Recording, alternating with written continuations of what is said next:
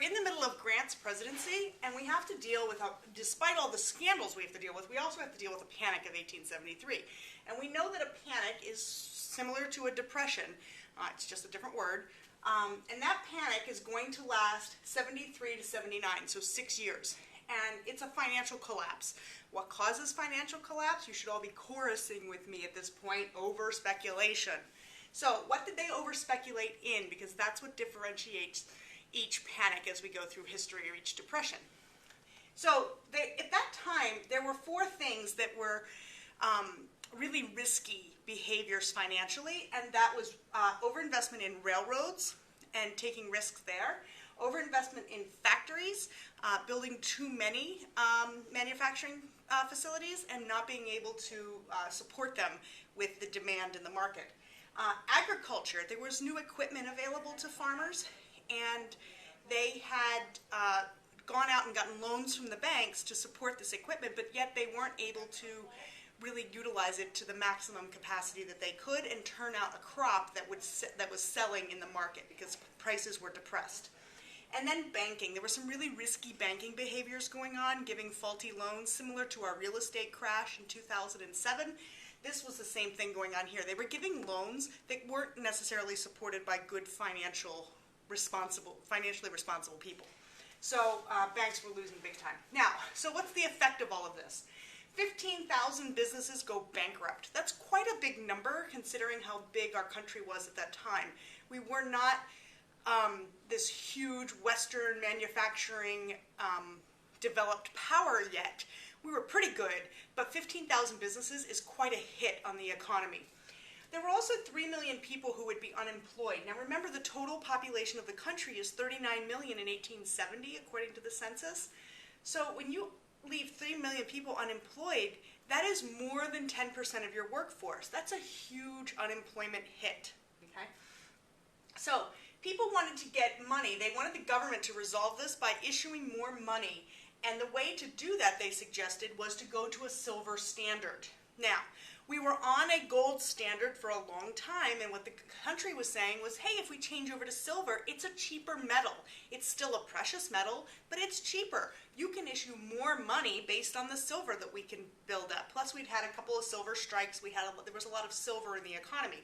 But the government didn't want to do that because they knew it would reduce the value of the money and thus causing inflation, rampant inflation. You can't just turn on a photocopier and print more money because it doesn't work that way. You have to have it backed by something tangible, okay? So the government is going to issue more money eventually, but they're going to do it with gold-backed greenbacks, as they're called. Why they don't call them gold-backs, I don't know, but they're called greenbacks. So that's what the government does to alleviate this panic. Now, so the politics of the Gilded Age, it's a term that is dubbed by Mark Twain.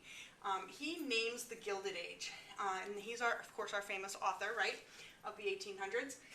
The politics at the time are very unstable. That's what the Gilded Age is known for.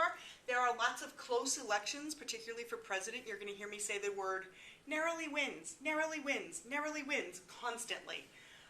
Congress is back and forth. It's dominated by the Republicans one term, the Democrats the next term, and it flip-flops back and forth. So there's no consistent leadership in the country. It changes constantly. Now, we do see an 80% voter turnout in presidential years, which is huge because 80% is about double what we see today in presidential turnout for elections. The Republicans, what were they into? Morality and government regulation. It seems a little odd, doesn't it, for the Republicans to be into government regulation, because today they're more of a hands-off, laissez-faire type of party. Back then, they were very much into government regulation. Something changes along the way, and we'll talk about that. The Democrats, they're into toleration, and I don't mean toleration of races or heritages or cultures. I mean they're into toleration of let people do what they want to do. It's a looser government setting for the Democrats. They're more laissez-faire at this time. Now, the election of 1876 comes up. Grant he's done, although he would attempt to make a third and fourth run at the presidency. Apparently he liked the job, even though he was bad at it. And the Republicans go with Rutherford B Hayes. Okay? Now, he's the first of our string of Ohio presidents. Remember, early in our founding, we had this string of Virginia presidents. Well, now we're going to have a string of Ohio presidents. Don't know what it is with Ohio, but they seem to be able to put a guy in office pretty consistently through the late 1800s. The Democrat is going to be Samuel J. Tilden. He's the guy, remember, the attorney that took down Boss Tweed. Now, Tilden is going to win the popular vote. He gets more votes in the country from the general public than Rutherford B. Hayes does. He also wins a ton of electoral votes. But here's the problem. In order to become the president, you have to have a true majority, and that number is 185. He wins 184. Ugh. He's one vote short. Now, Rutherford B. Hayes was several votes short, okay? There are 4 states, however, that have a total of 20 electoral votes that had submitted to the government 2 sets of returns, 2 results. One that said the Republican won, Hayes, and one that said that Tilden won, the Democrat. So which one do you take? And these states were Louisiana, South Carolina, Florida, what a surprise, and Eastern Oregon. Now, how do we get by this mess that we have with this electoral count? So it's going to result in the end of Reconstruction, and the Congress is going to pass what's called the Electoral Count Act. Now that sets up a commission of 15 members who are going to decide how to determine which set of results to take. This commission is made up of members of the House of Representatives, the Senate, and the Supreme Court. Here's the problem. There are 15 members. It's an odd number, which you need. An even number would not come out with anything less than a tie. So they needed an odd number. They have 8 Republicans and 7 Democrats. Take a guess at how this comes out. They decide to accept the Republican returns in South Carolina and Louisiana. And the Democrats have a fit. They're really, really angry. But here's what they get in return. This is where the negotiation starts. In return, Reconstruction troops are going to be withdrawn from southern states. The Republicans agree to end Reconstruction at this point.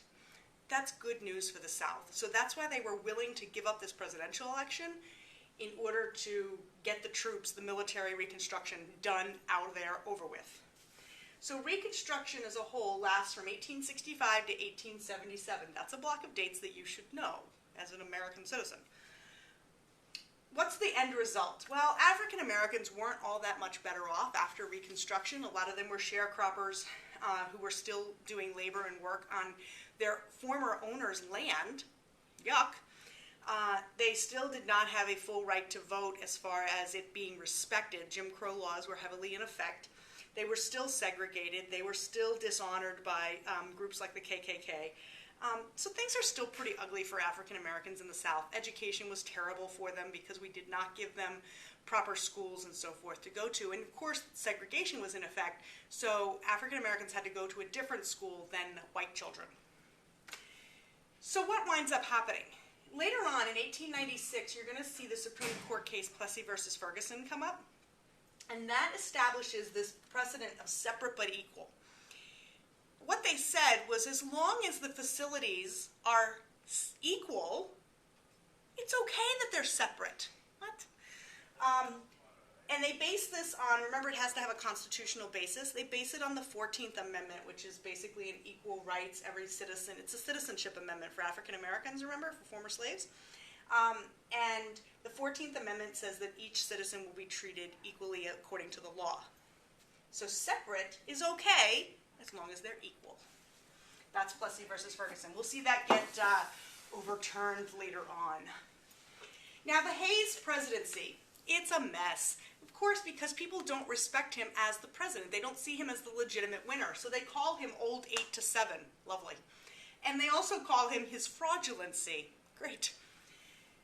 What is his term noted by? He only serves 1 term, but it's noted for the labor disputes that he has to deal with. In California, there were a ton of Chinese immigrants, young Chinese men who had come over to California looking for work and prosperity. And where did they work? Largely in the mines or on the railroad. This guy named Dennis Kearney is extremely abusive towards the Chinese immigrants that work for him and among him. And his followers are known as Kearneyites. and they resented the cheap labor that the Chinese immigrants provided because people didn't pay the Chinese immigrants anywhere near what they would pay an American citizen to work.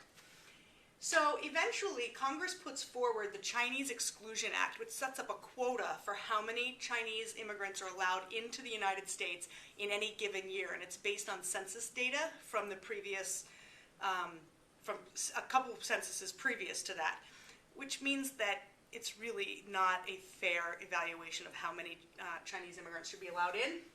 So Hayes hates this. He does not like, remember he's from the party of morality, he does not like this act at all, so he vetoes it, but it would get passed later on anyway, despite his veto. Now, the election of 1880 comes up, and the Republican is going to be James Garfield, another guy from Ohio. Look at this.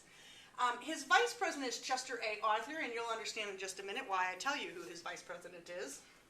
And then the Democrat is General Winfield S. Hancock. It's a narrow vote. Go figure. Gilded Age. And Garfield's going to win. Now, Garfield and many others practiced the art of patronage when they had appointed office seekers to hold government jobs. Well, Garfield wanted to appoint his own people. He didn't want to leave it up to local party bosses to appoint their people into jobs. He wanted to do his own thing. So in New York, there was contention over a particular government job in New York, Customs House job, and Charles Guiteau wanted the job. He petitioned Garfield constantly for the right to be appointed to that job, and Garfield says, no, put my own guy in. So he decides he's going to assassinate Garfield. Literally walks up to him. Secret Service was not what it is today. You would think after Lincoln it would be. But he walks up to Garfield, points a gun at him, and shoots the guy in the stomach. Garfield was a big guy, but shooting him in the stomach, oh, what a horrible way to die. Now, Garfield lingers for 10 weeks. He continues to live with this bullet in his gut.